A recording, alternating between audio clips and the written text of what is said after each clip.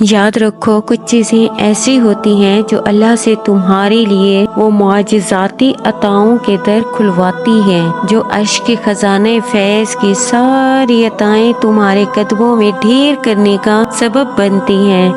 تو سنو، وہ اول و آخر تمام غیبی اختیارات کا مالک ہے۔ جس چیز کا حکم دیتا ہے وہ ہو کر ہی رہتی ہے، اور اس کی قدرت سے کوئی چیز بعید نہیں۔ وہ جب چاہے تمہارے لیے معجزاتی عطاؤں کا ظہور کر دے۔ اللہ تعالیٰ خود قرآن پاک میں فرماتا ہے، عرش الہی کے حامل فرشتے اور وہ جو عرش کے گرد و پیش حاضر رہتے ہیں، سب اپنے رب کی حمد کے ساتھ تسبیح کر رہے ہیں، اور جو اس پر ایمان رکھتے ہیں وہ اس کے حق میں دعائے خیر کرتے ہیں۔ جان رکھو یہ خدا کی خدائی کا ہی کرشمہ ہے، جو تمہاری فطرت کے ہر رنگ پوری کر کے تمہاری ہر لمحہ خبر گیری کر رہا۔ وہ جب چاہے زمین و آسمان کی بے حد و حساب قوتوں کو تمہارے لیے سازگار بنا کر تمہاری اس اضطراب کو سکون میں بدل دے۔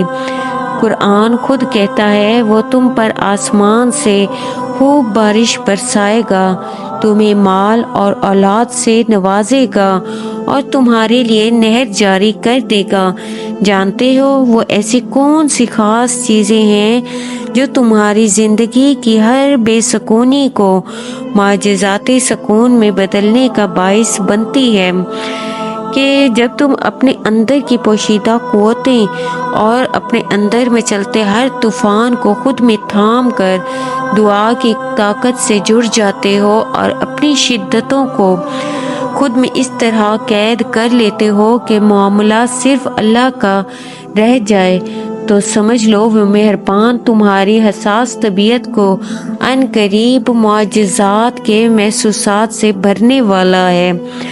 اگر تم ذرا غور کرو تو خواہشات پوری کرنے کے لیے اپنی خواہشات کو مارنا اور حوصلہ ہارتے ہوئے بھی کسی کا حوصلہ بن جانا تمہاری وہ اعلیٰ صفات ہے جو تمہاری ہر ہار کو جیت میں بدلنے کا سبب بنتی ہے۔ یاد رکھو معجزوں کا ظہور تو ہوتا ہی ان کے لیے ہے جو بات کے اندر کی بات کو سمجھ کر ذات کے اندر کی ذات سے جڑ جاتے ہیں، اور یہی وہ لوگ ہیں جو خواہشات پر مقصد کو مقدم رکھتے ہیں، تو وہ مہربان معجزات ان کے قدموں میں ڈھیر کر دیتا ہے۔ قرآن خود کہتا ہے، اور یہی وہ لوگ ہیں جن کے دلوں میں اللہ نے ایمان کے ثبت کر دیا اور اپنی طرف سے ایک روح عطا کر کے قوت بخشی۔ اللہ ان سے راضی ہوا اور وہ اللہ سے راضی ہوئے۔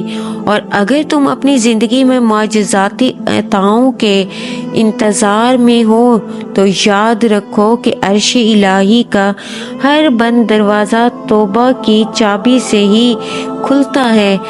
تو اگر آج تمہاری کوئی غلط روشن کی اذیت توبہ کی طلب میں بدل گئی ہے تو جان لو توبہ کی یہی طلب تمہیں پستی سے نکال کر وہ معجزاتی بلندی عطا کرے گی جو تمہاری زندگی کو بیش بہا خوشیوں سے بھر دے گی۔